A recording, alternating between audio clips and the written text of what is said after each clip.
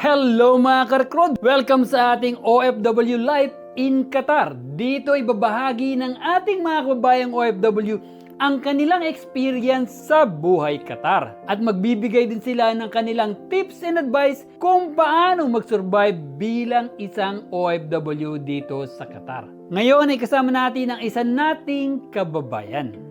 Hello mga ka-recruit. Ako po si Angelita Gyuka from Cebu. Now, 17 years na ako dito sa Qatar. Ang work ko po dito, domestic worker. Ang amo ko first, Lebanese. 13 years ako sa kanila. Malaki na yung mga alaga ko. Nirelease nila ako, binigyan ako nila ng NOC. Tapos napunta ako sa Egyptian na amo ko. Post ko ng 2 years, nilipat din ako sa salon. Tips and advice po, kung gusto niyong magpunta dito sa Qatar, swerte lang po kung mabait ba yung amo niyo. Kasi sa akin, yung first kong amo, mabait.